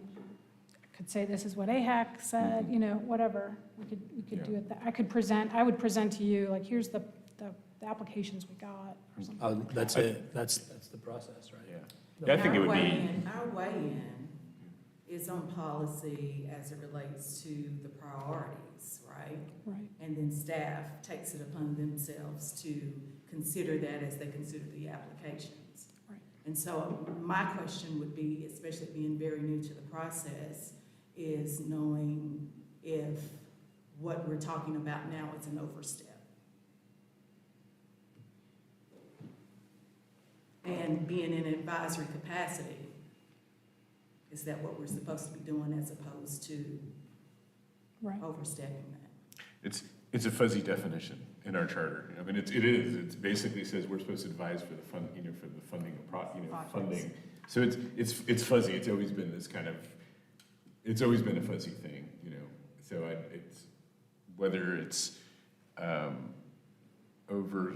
don't know, I guess it's also whether, with all the talk of boards and commission changes too, whether it's an overstep or not, it feels, to me, the reason it's always been shared with us why we didn't review these is because the applications come in all the time and because of the cycle, because of how fast we were trying to turn. It's almost like the excuse, it was always like, well, we get these applications, we have 10 days to do this, we have this. So actually, it seems like moving to more of like a application deadline makes it even more reason that they should all come through us, honestly. And it also, I mean, again, we're an advisory committee, but it definitely seems to feel amongst a lot of us that it would almost be irresponsible for affordable housing projects being applied for city funding to not run through the Affordable Housing Advisory Committee in some capacity. I mean, it almost feels like, forget about bureaucracy, we're probably the least bureaucratic of anything in the city because we can give public input. We give an educated public input to these applications. And we look at these, we're looking at all these individual applications to help for better policy. Every conversation we're having about what to adjust in these better policies are things that came from, that we're vested in, or things that came through us discussing, like from unit mix to this average, this averaging of, unit AMI a lot. So we feed better policy by reviewing individual applications the same way, I think, yeah, it seems like if it is going to an annual cycle, it's even more the reason that our committee should be seeing it, but that's, again. And you did take out all applications will be reviewed within 10 days of receipt, so that's no longer Right. right there. Yeah. You took that out, But- so. But that's a different, again, that's just a thing we can layer on a recommendation. We don't have to, rather continue through the red lines, rather continue, hear like the rest of the pieces, because we still have to decide if we're ready to, this is a lot, this is a lot to put on a change of a document we just saw 2 days ago. And I look at I look at variables, there's there's always moving levers, and there's always lots of variables, and the biggest variable I see is we have the Housing Trust Fund, and we're basically now said, okay, which is not perfect, we get it, but the biggest variable is now we're taking the millions of bond money and dropping it into a housing trust fund. And it seems like maybe making all these other adjustments is gonna hinder something that is worked okay. So I don't know, but I wanna hear out hear the rest of the change stuff, but I do feel like this is a lot of changes to ask for a vote for us to define and commit to saying 80%, there's a lot of different pieces, there's a lot of things to ask us to vote on before going right to HCD with this in a week. Yeah, I would add that if you are going to add AHAC to the process of looking at specific projects, that there's a delineation of the specific issues that AHAC can comment on, because there's already a lot of commenting going on in other parts of the development process. Yeah. Well, I'll keep moving. I think, so these are some of the number changes we have. Again, being in line with the NCHFA numbers. So hopefully there's not a lot of concern or disagreement with that. This is something I need to clean up, and I don't, it's just about housing tax credits and getting some additional, they have to do, housing tax credit projects have to do a lot of documentation for NCHFA. So it's just kind of building off of what we get from them. I'm sorry, I need to clean that up. The 7% vacancy factor for all years, can you, That's an industry standard. I'm sorry, I couldn't hear you. That's an industry standard. That's the industry standard, and we did not have that before? We had 5%. We had 5%. And then so folks were telling us, we have to use 7% for NCHFA. This is kind of, doesn't make sense. Sorry. If I just move a little bit, this thing gets upset.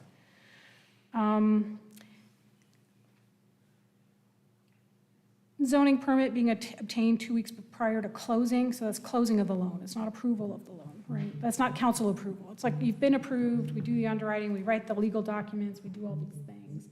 Before we close the loan, we want to make sure you have your zoning permit. I don't think that shouldn't be problematic for anyone.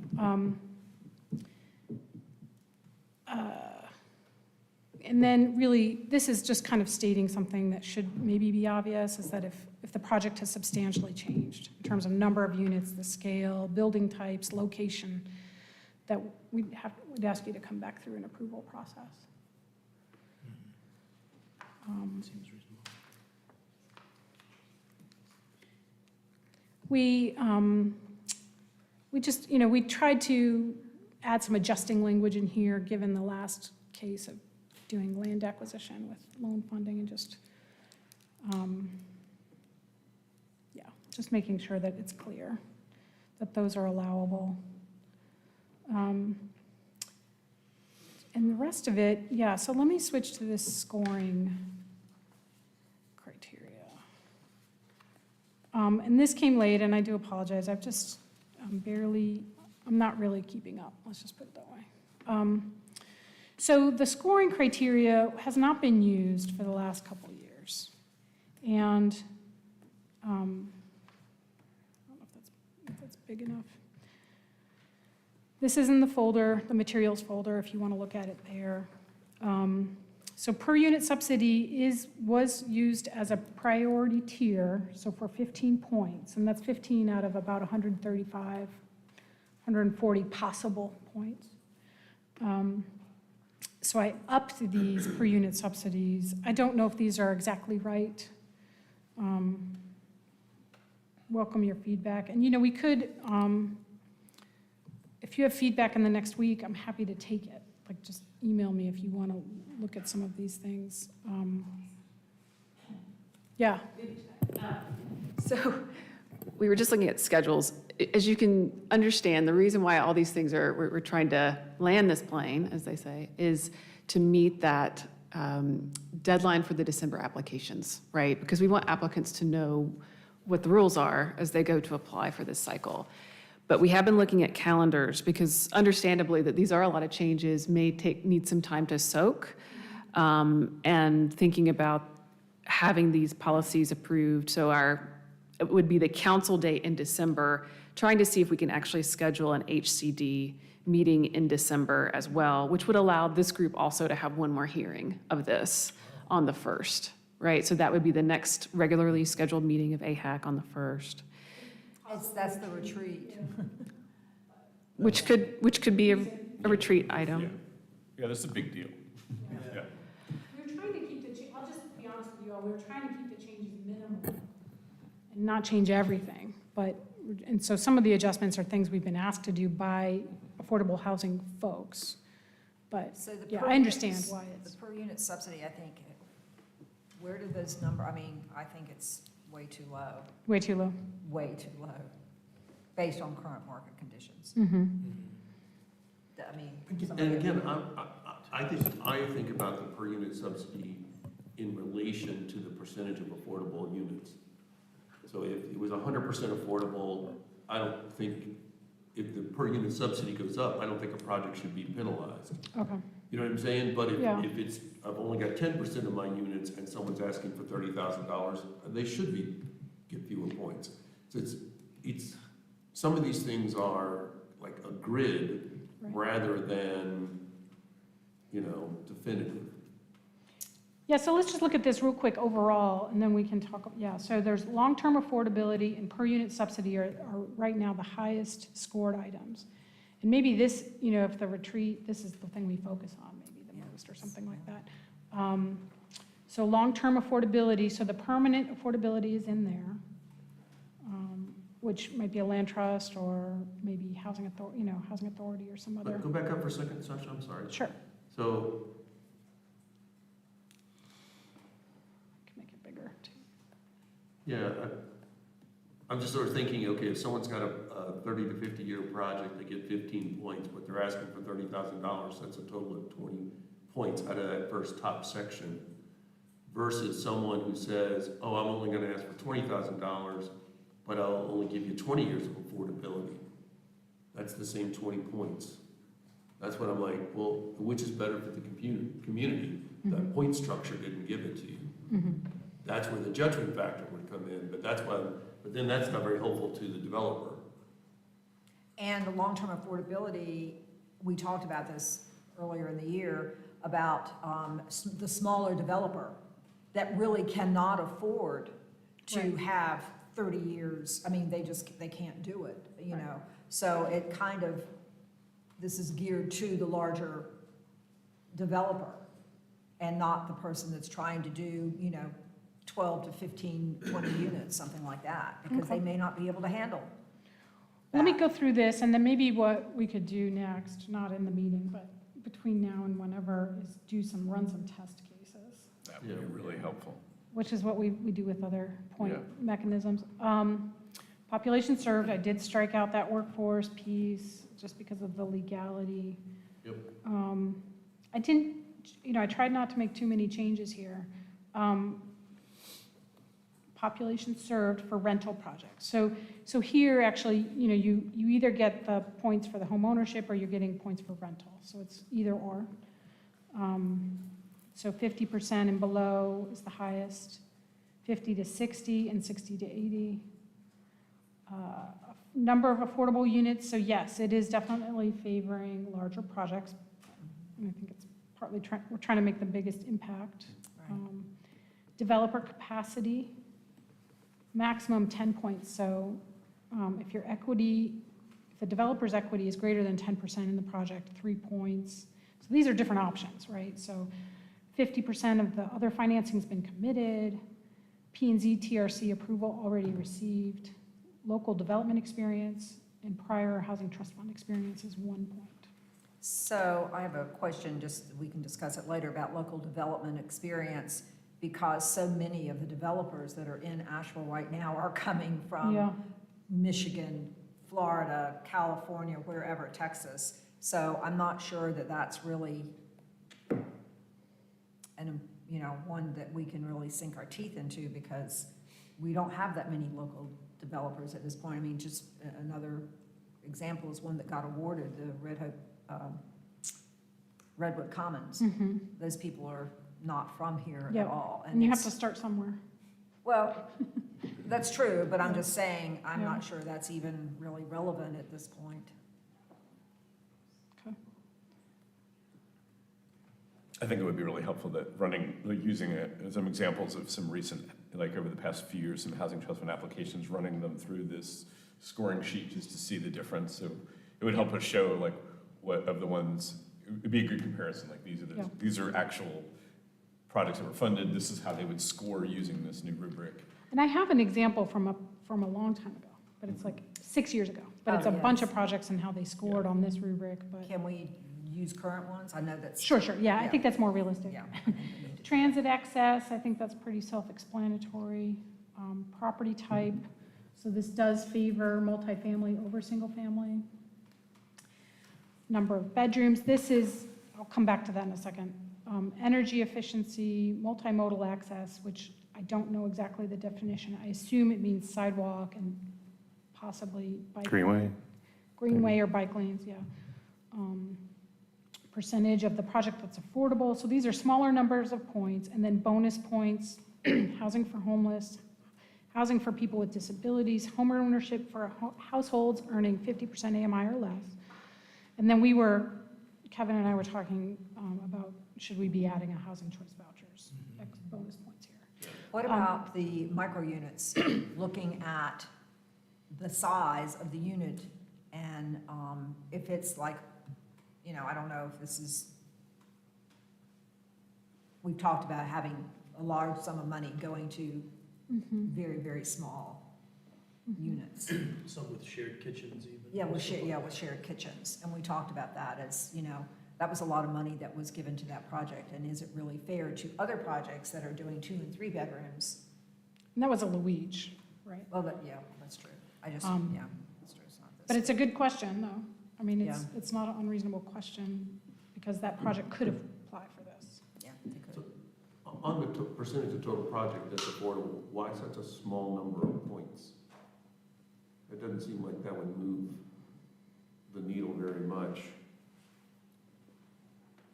Because you got like 130 points here, so if I'm moving Right. from 40 to 60% affordability, it doesn't seem like that moves the needle very much. I would think we would want that to be 20 points. Yeah.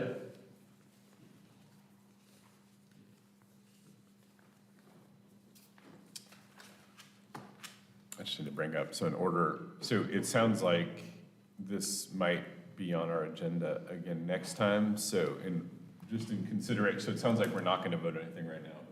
And in consideration of a few other things on our agenda and the time, do we wanna look at pausing on this and since we all now have some time to absorb this, because it's a lot. It is a lot. Bumped on I us. know. And I think really that if you could send us like the real world examples of some housing trust fund like cases running through this, I think would really then help better as an example. Yeah. But, I mean, we don't have a lot of time left, but I know there's definitely a few things on our agenda here that would be good to run through, if everyone's okay with that. And I had this whole thought about doing exactly that, like a couple weeks ago. I had this like, we should be probably doing this stretched out, but also feeling Yeah. like a need to meet the deadline, so. Yeah.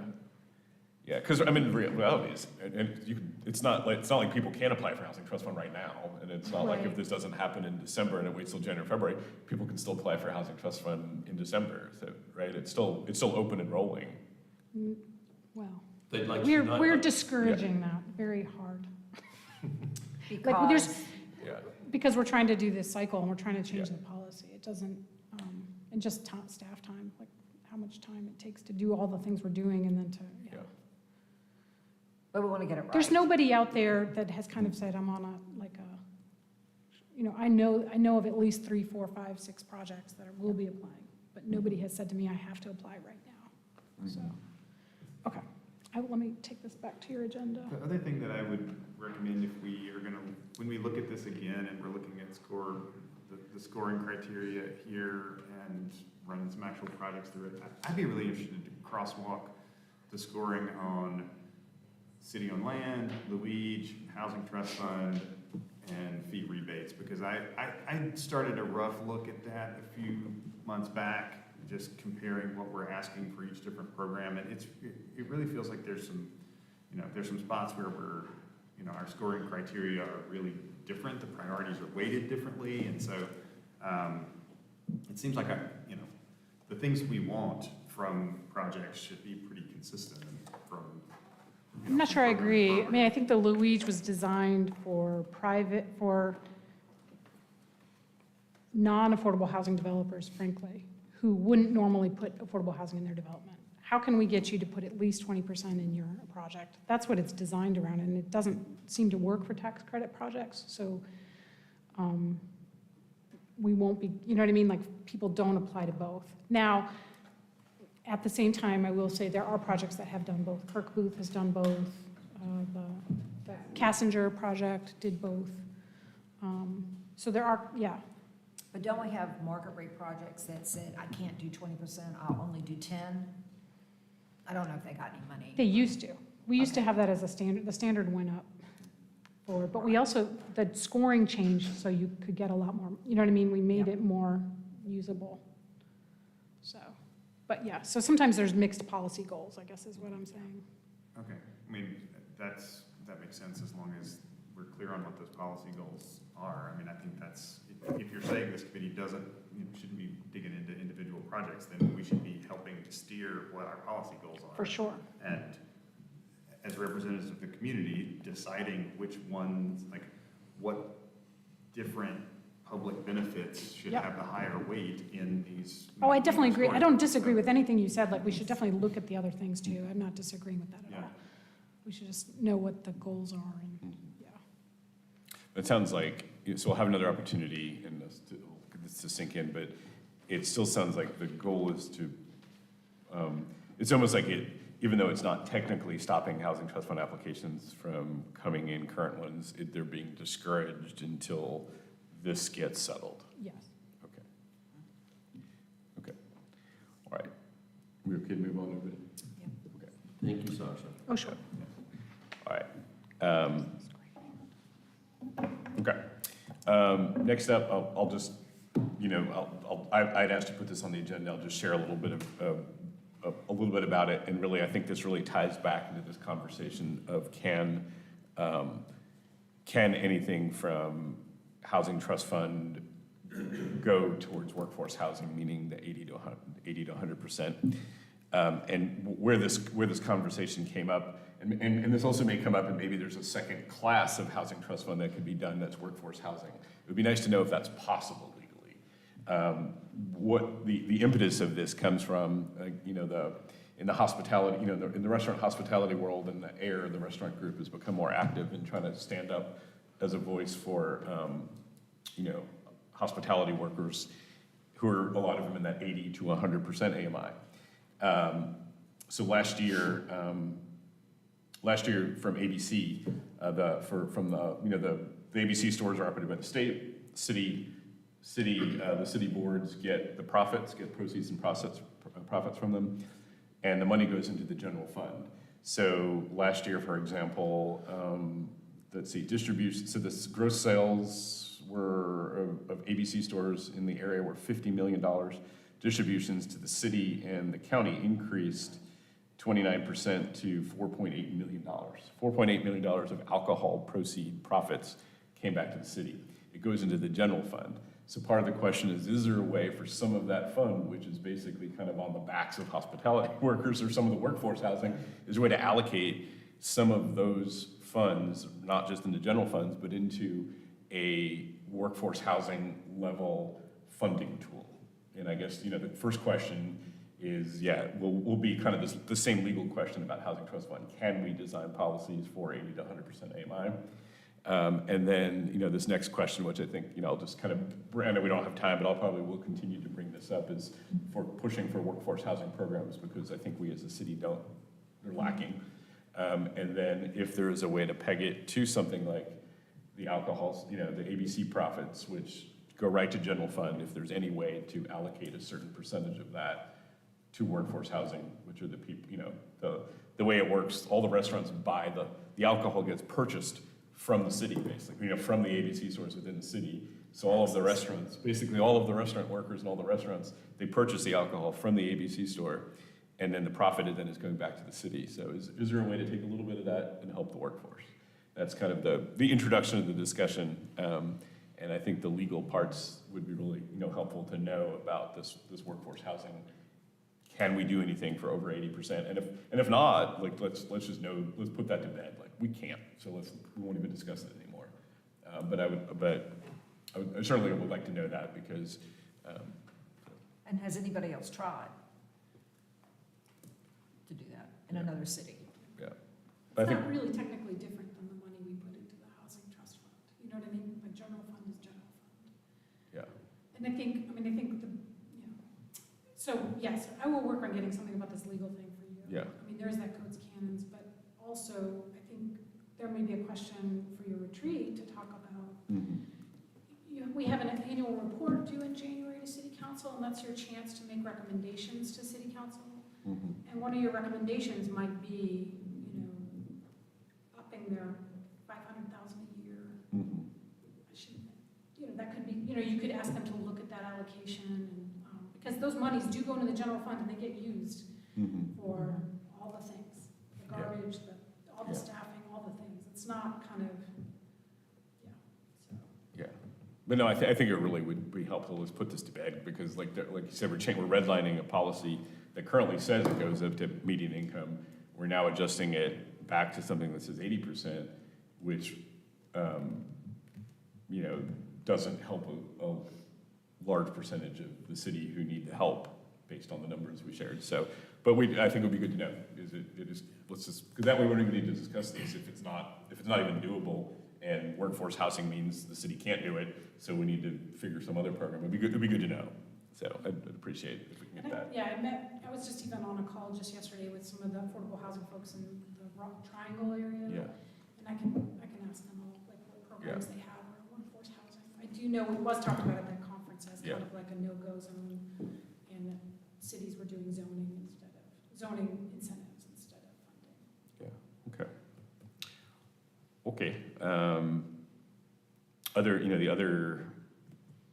Any other thoughts on this workforce housing bit, or we want to just wait till we get legal? I have one quick one. Can we please stop calling it workforce housing and call it moderate income housing? Sure.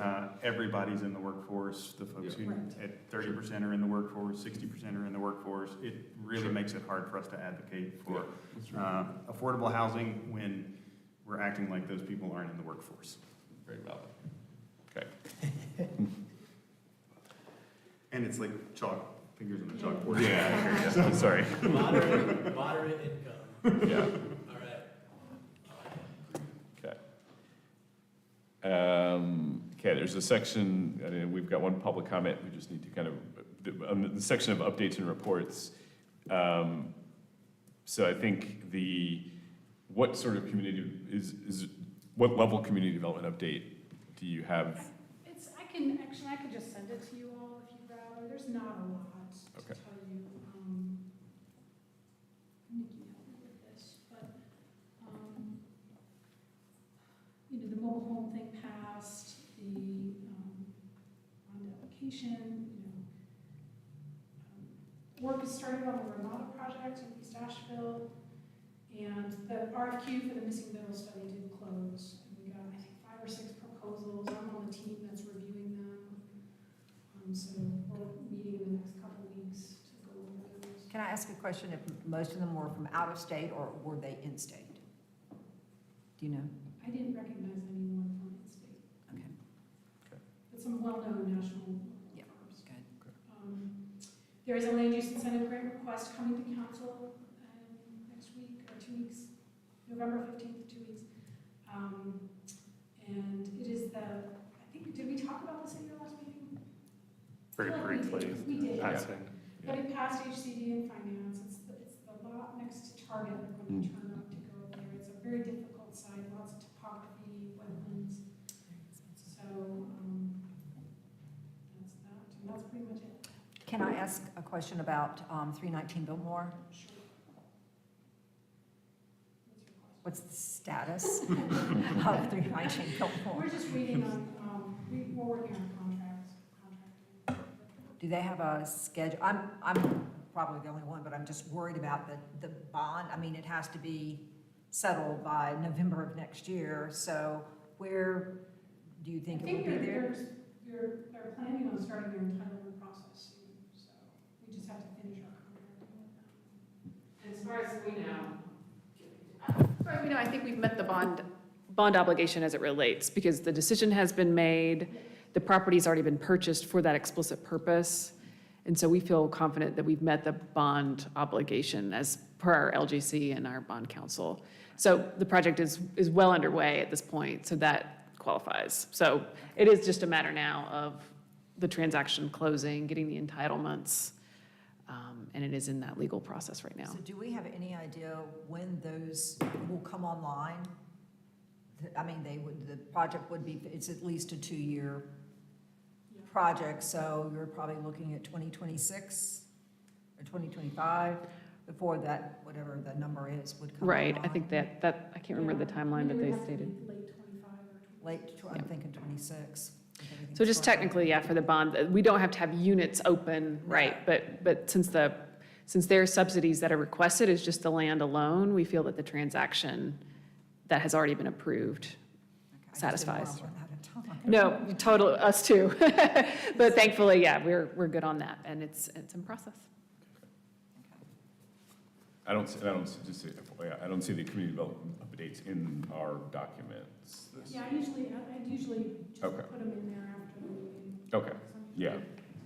Yeah, I wonder if some of it just is like tackling some of these bigger things that take up full meetings, like if it would be helpful, because some of those really could be reports that we can then review ahead, that way just more like if we have questions on, rather than to have to go through, just that I don't feel like I'm like, oh, I'm missing something, because I didn't even know what level to expect of it, so I think it just might help.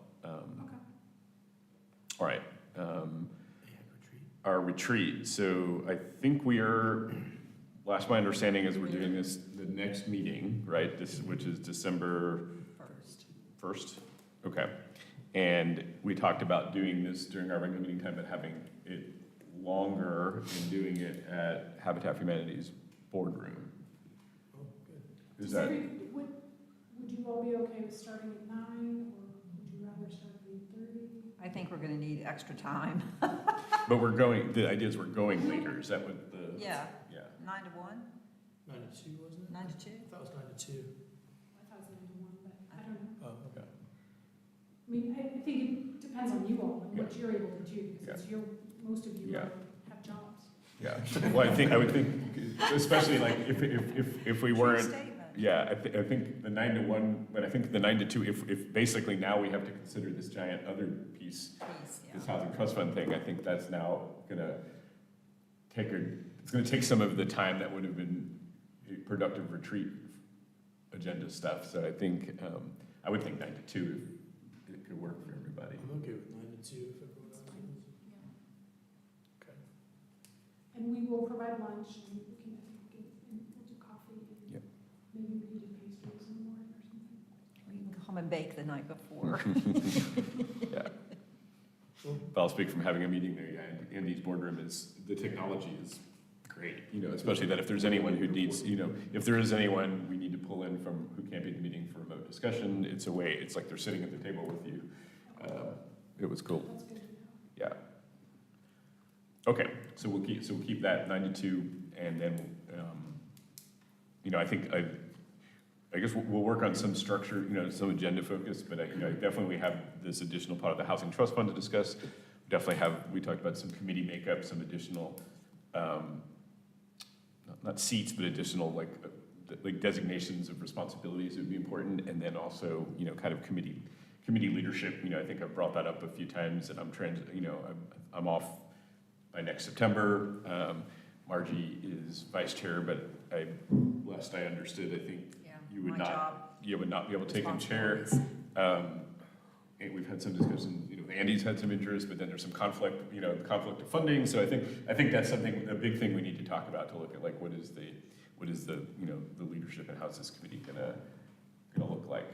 And I mean, And I think another thing could be any recommendations you want to make to council in your annual report Yeah, specifically. yeah. Because they take those and go into their retreat, and, which also helps with budget, you know, it all starts following. Yeah. Yeah. When is their retreat, do you know? It's usually February. February. Okay, well, I guess we'll work on an agenda of that, but then we'll just plan. It sounds like it works for everybody, which is great, except for maybe Scott, I think it was. I'll catch up. Okay. All right, super. Quick updates on Build and Connect, just because we have one little breaking news on the Build that I just wanted to, we haven't met, but one of the things that came up out of our meetings has actually been brought to the forefront. If Chris could share briefly. Sure. Yesterday went to a great meeting over at MSD that Barry kind of set up from their board. It was a subcommittee meeting of planning and right-of-way. And it was, that meeting, that board has it has Mayor Manheimer on there. It's got Nate Pennington, the planning director for the county, Jerry Behan from Woodfin, a lot of folks. And it was a good meeting. What we had discovered at the Build Group this past year was that MSD's charter only allows them to maintain their lines, not actually extend lines. While they do have a master plan, that master plan is based upon the zoning that Buncombe County enacted, which was based upon where sewer lines were, existing sewer lines. So there's no real program that actually extends sewer lines into the areas where growth is being focused. And I think that was actually enlightening to some of the board members who did not realize that. And obviously the way MSD is structured and funded right now, it's taxed in a lot of ways, and so it's not that its current process and system can handle doing more of that, but it really opened the eyes and started the conversation that as Buncombe County is working on a comprehensive land use plan, and the city is working on these missing middle and these other ways to increase density, that there needs to be an alignment with sewer growth. The closest thing MSD has to date is the fact that if everything is developer driven, and if something is being increased, so if a developer is doing a project and it aligns with their master plan, and so the developer is doing an 8-inch line, MSD will fund, like if their master plan says that should be a 48-inch line to serve the whole basin, they'll fund the difference in cost and do design and easement acquisition. But to date, in the last 17 years, that's happened 3 times. Interestingly enough, in the last 12 months, they have 3 new ones, but it was very obvious during the meeting that that's not an effective way to manage where growth is. And especially with Buncombe County starting to identify areas that they want to conserve and areas that they want to promote growth in alignment with the city, the idea of bringing MSD into this conversation, it started a good conversation. Do we know how many projects or developers may have left the table because they could not afford to do the sewer extensions? No, I don't know if they have that kind of information.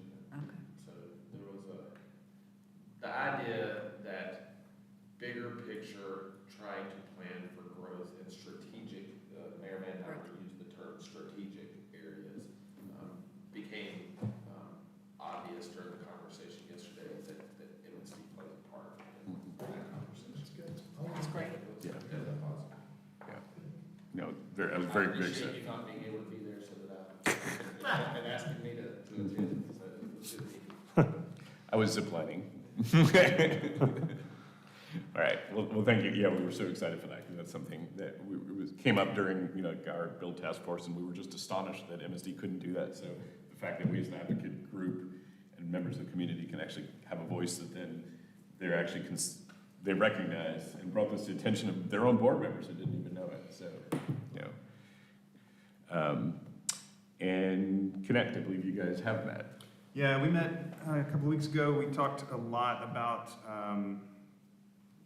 the kind of community leadership and the retreat, but the thing that we wanted to recommend coming out of our committee meeting was going back to a discussion that we had pre-COVID of at least periodically through the year, changing the time and venue of this meeting so that it would encourage more public participation. So our committee would support looking at maybe a quarterly meeting that was, not during the workday and maybe maybe at a location that was a little bit easier for folks to access than City Hall, so that we could increase public input into the process. Great, thank you. See a section on formal discussion of future agenda. I'll just run through the two things. We kind of discussed about the interest rates a little bit, and that kind of seems to come up. It's an ongoing conversation. And then I'll see for next time about the update. Land of Sky, the realtors are looking at starting an affordable housing designation for realtors, which is. I'm on that committee too. Yeah. So what would that Should be mean? super. I mean, I don't understand what would, It just means you've been through an educational kind of series. but not that they've actually Yeah. done But it. they've, Yeah, it'd be sort of like a designation that you're an expert in subject matter expert kind of thing, but it's really not formed yet, it's just an idea at this Yeah, point. so you can go to meetings and find out. So come things start. and join us if Yeah. you would like. Yeah. I guess most of the affordable housing, the tax credit people, Mhm. real estate agents aren't even, the developers have gone to, I don't know. Yeah. It's just nuts. The organization is huge.